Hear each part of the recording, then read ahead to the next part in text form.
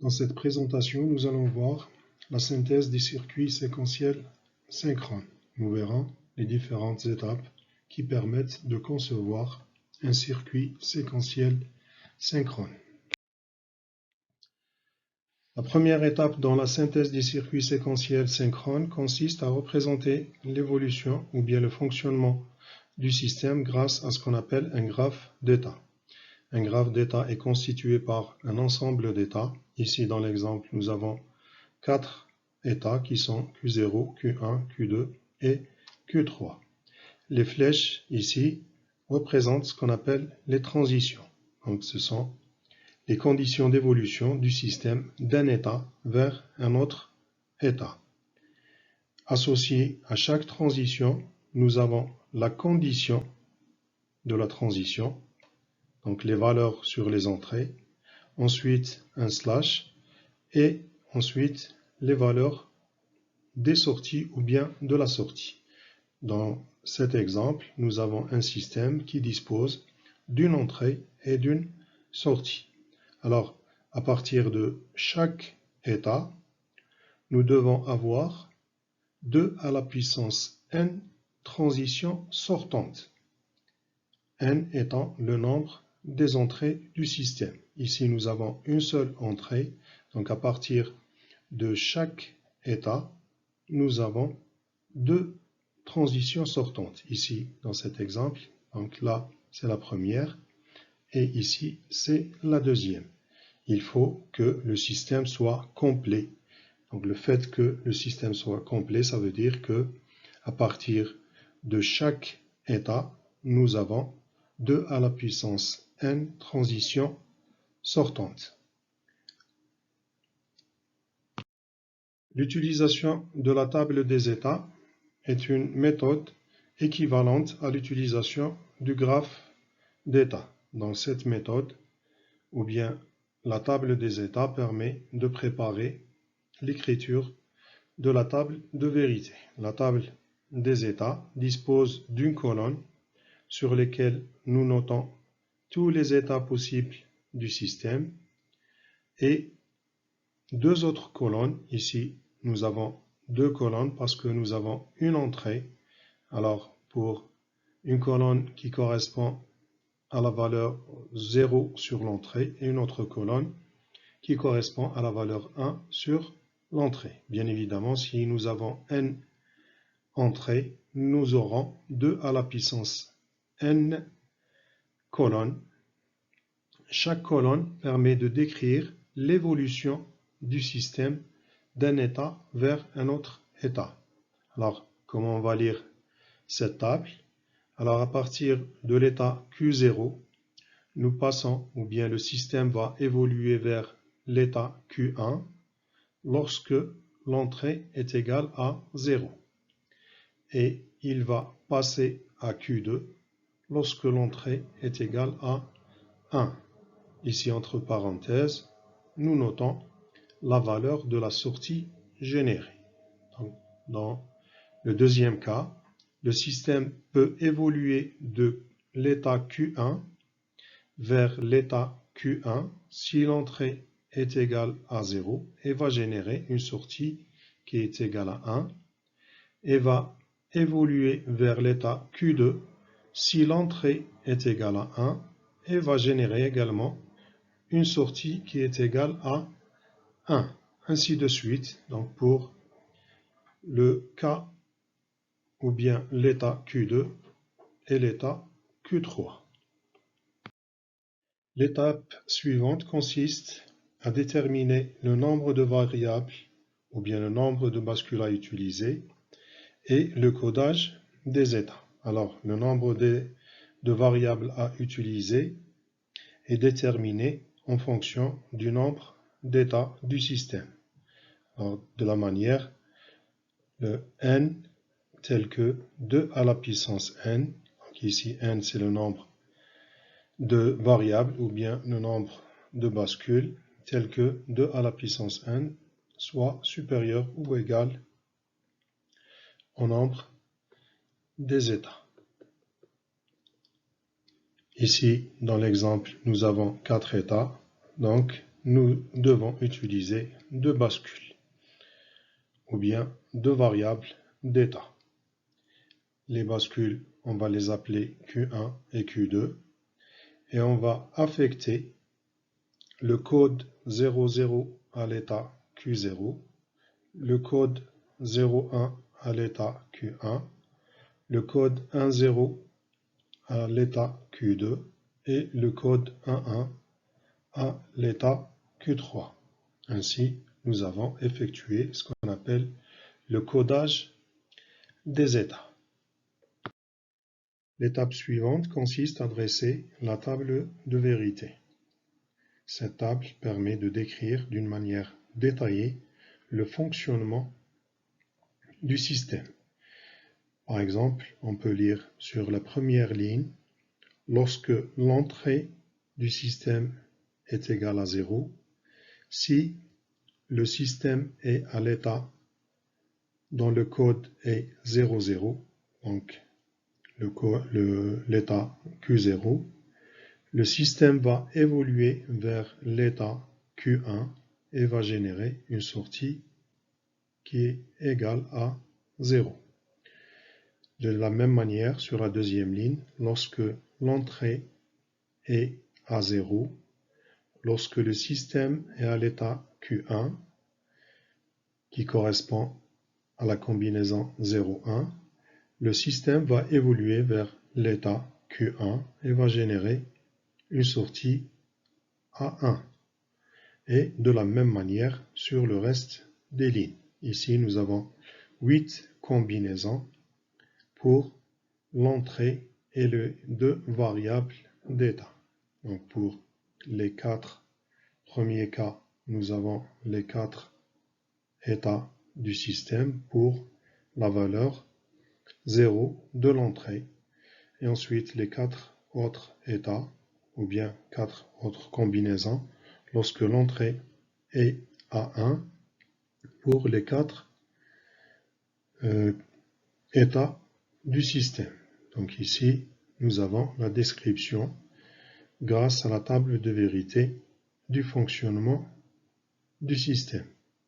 Ensuite, nous devons utiliser ou bien choisir les bascules à utiliser. Bien évidemment, on peut utiliser n'importe quel type de bascule.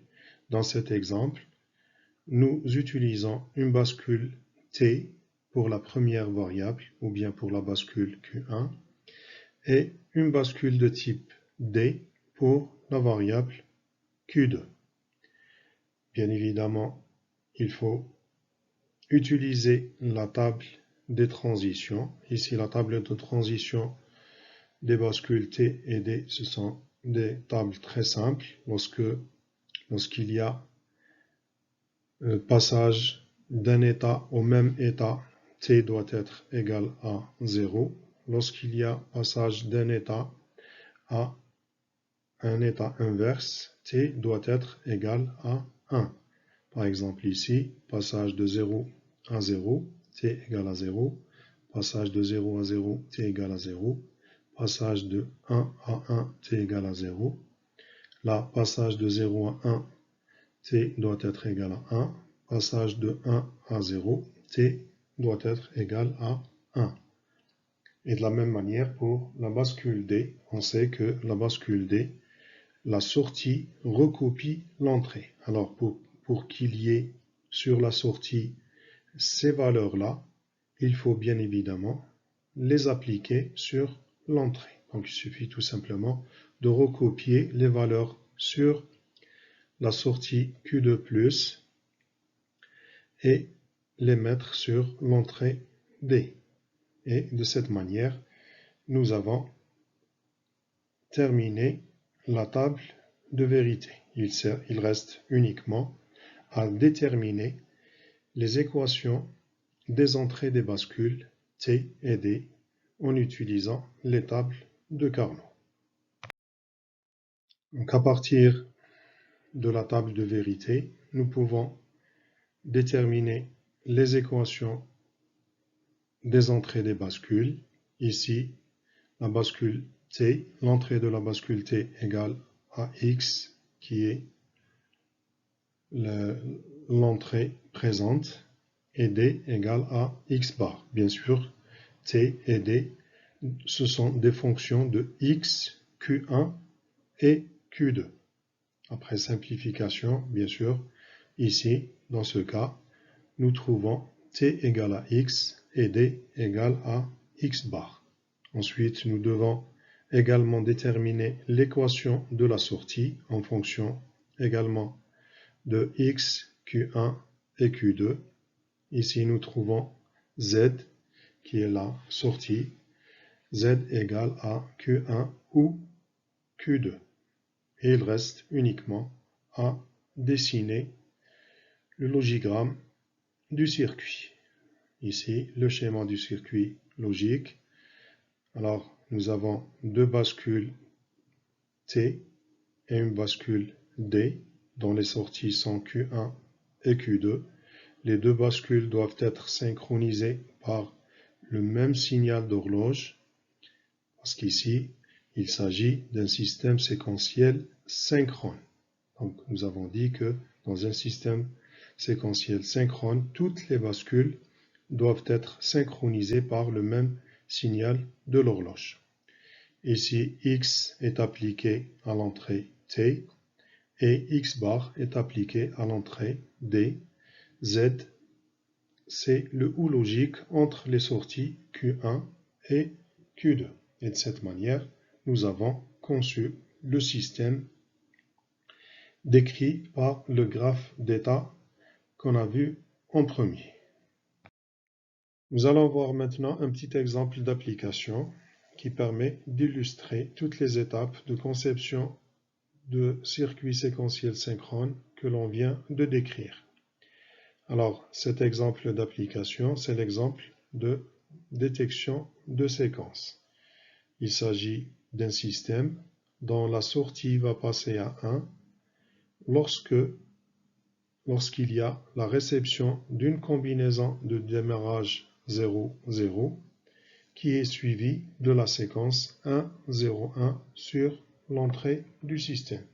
Alors ici, le système va avoir une entrée et une sortie. Alors, on considère un état Q0 qui correspond à la réception de la combinaison de départ qui est 0, 0, et on va essayer de décrire l'évolution du système. Alors, le système va passer à un état qu'on va appeler Q1 lorsque il y a eu un 1 sur l'entrée. Et la sortie va rester à 0. Donc ici, nous considérons que nous avons reçu la séquence de démarrage qui correspond à l'état Q0 et ensuite la réception du premier 1 qui correspond à l'état Q1. Ensuite, dans le cas de la réception d'un 0, la sortie va rester toujours à 0 et le système va évoluer vers un état qu'on va appeler Q2. Donc à l'état Q2, c'est le cas de la réception de la séquence 1 suivie d'un 0. Lorsque on est à Q2 et l'on reçoit un 1, on va passer à Q1. Lorsqu'on reçoit un 1, on va passer à Q1. Et cette fois-ci, la sortie doit être égale à 1. Pourquoi? Parce que tout simplement, nous venons de recevoir les 3 bits de la séquence. 1, ensuite 0, ensuite 1. Donc, dans ce cas, la sortie va pouvoir passer à 1. Le fait de reboucler sur Q1 permet de détecter une autre séquence 1, 0, 1. Et là, le dernier 1 de la première séquence va être considéré comme un premier 1 pour la séquence suivante. Alors, à partir de maintenant, on va essayer de compléter le graphe d'état. nous savons que pour une entrée, nous devons avoir deux transitions sortantes à partir de chaque état. Alors, nous allons compléter pour Q0, lorsqu'on est à Q0, si l'on reçoit un 0, Q0 correspond à la combinaison de départ qui est 0, 0. Lorsqu'on reçoit un autre 0, ça veut dire qu'on doit rester à l'état Q0 et la sortie va être égale à 0. Ensuite,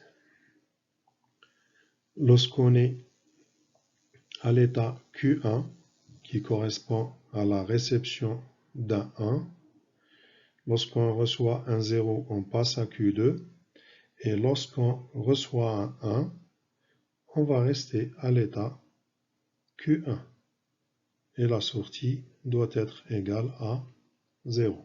Donc c'est le cas de réception de deux 1 successifs. Donc la combinaison de départ, ensuite un premier 1 va faire évoluer le système vers l'état Q1, un second 1 va laisser le système toujours sur Q1 pour espérer trouver la combinaison 1, 0, 1.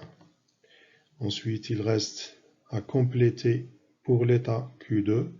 Lorsqu'on reçoit un 1, on passe à Q1.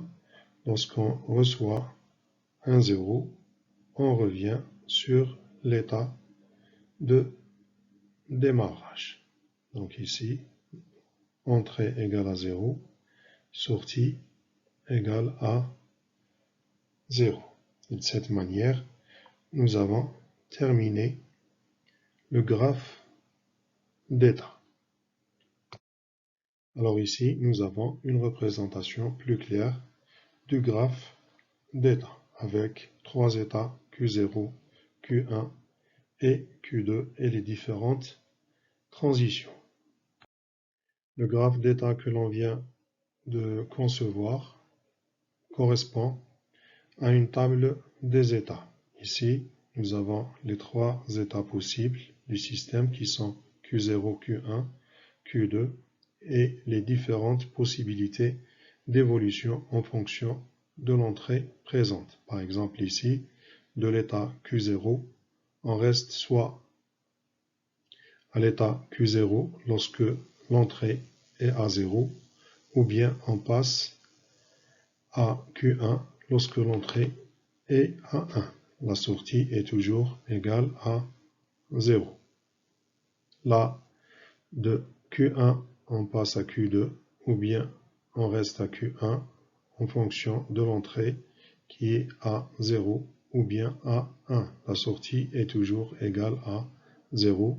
Et en dernier, lorsque le système est à l'état Q2, il peut évoluer vers l'état Q0 si l'entrée est à 0 et il peut évoluer à l'état Q1 si l'entrée est à 1. Dans ce cas, la sortie va passer à 1. À partir de maintenant, nous allons déterminer le nombre de variables ou bien le nombre de bascules nécessaires et passer au codage des états.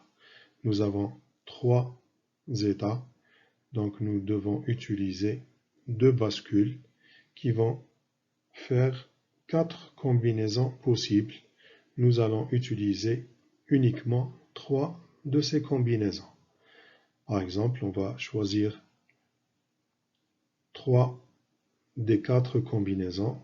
Par exemple, ici, Q0, on va le faire correspondre à la combinaison 0, 0, Q1 à la combinaison 0, 1 et Q2 à la combinaison 1, 0. Bon, ici, on peut choisir n'importe quelle combinaison pour les différents états. Et enfin, on va dresser la table de vérité.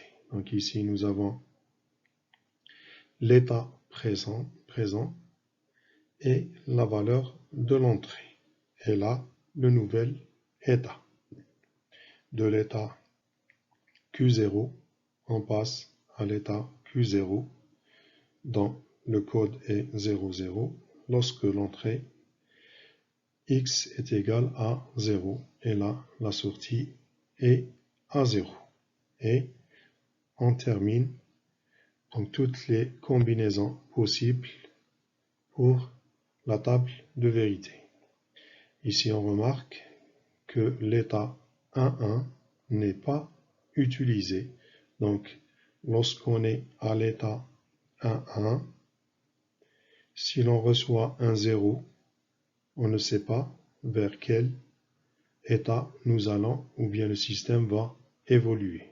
Donc dans les deux cas, ici et là, lorsque le système est à la combinaison 1,1, si l'on reçoit soit un 0 ou bien un 1 sur l'entrée, l'état futur des sorties va être indéterminé.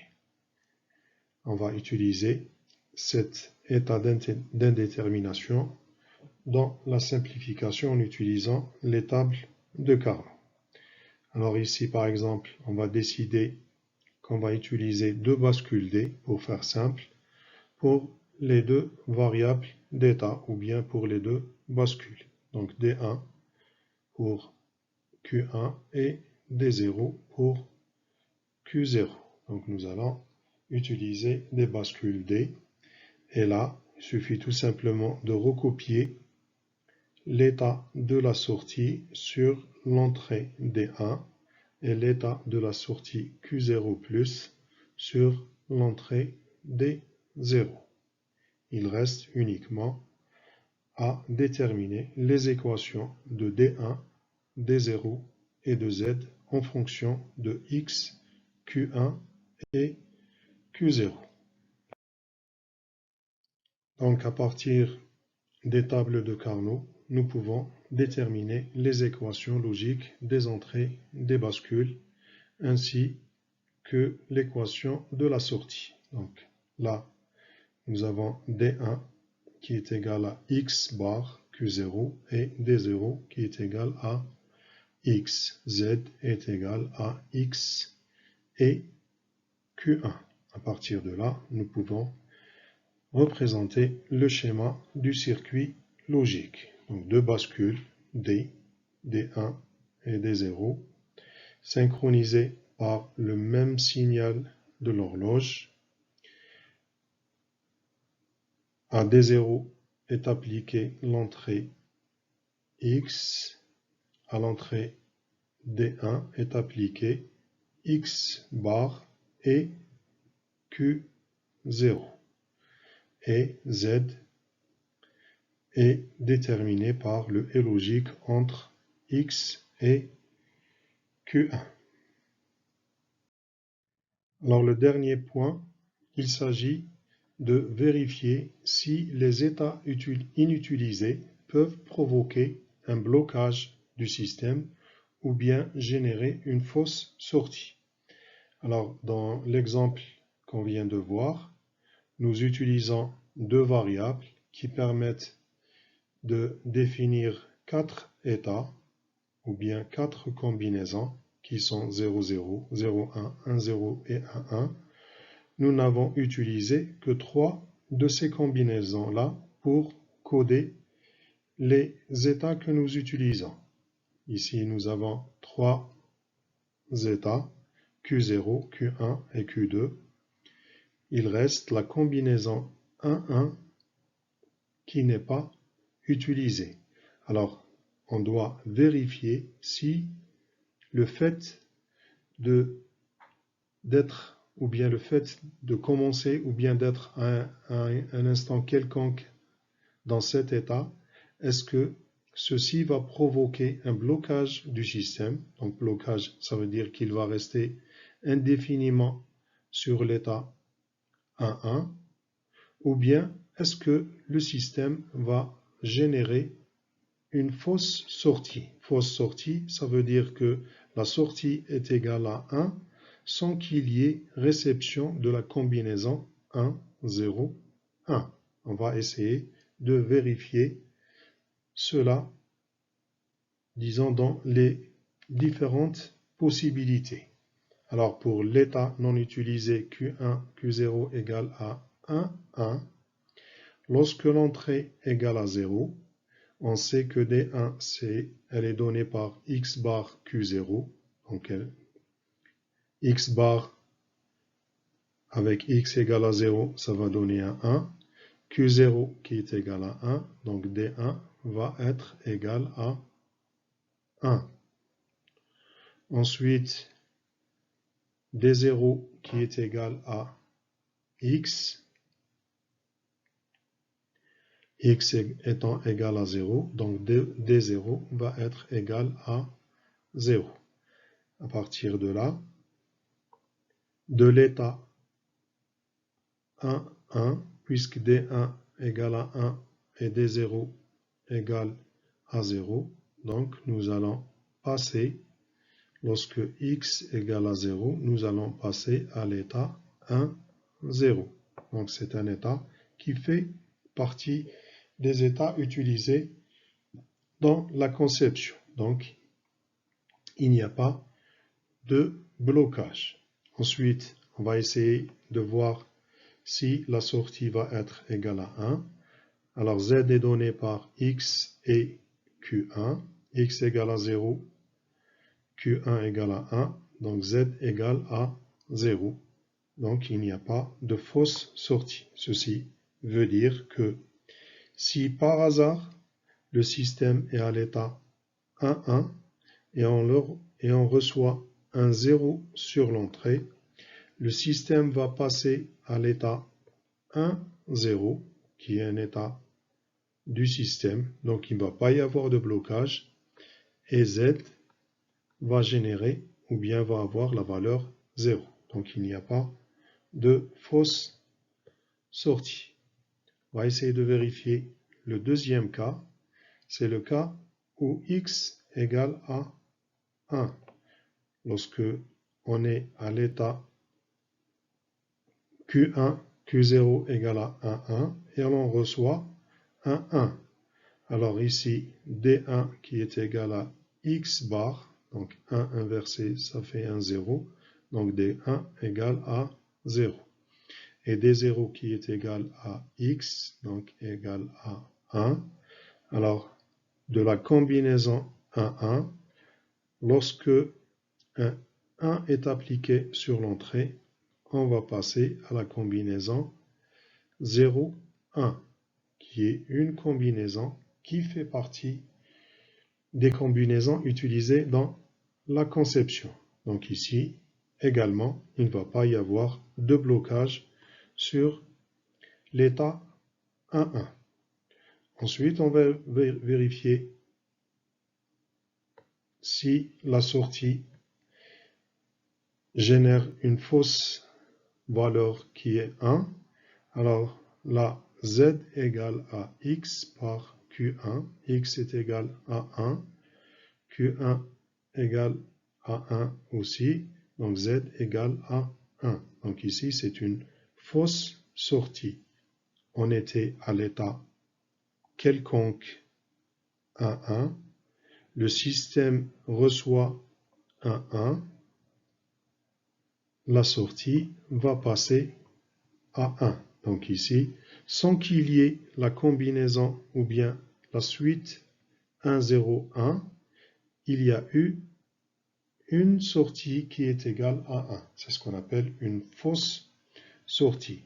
Ceci est dû à l'utilisation d'un état indéterminé ou bien d'un X dans la simplification de l'équation de Z. Alors, pour éviter qu'il y ait cette fausse sortie, on va éliminer ce X en quelque sorte qui a été utilisé comme 1 et on va le remplacer par un 0 et à partir de là, on va trouver quelque chose de différent sur Z. Alors Z va correspondre ou bien va avoir comme équation X par Q1 par Q0 bar. Donc on va rajouter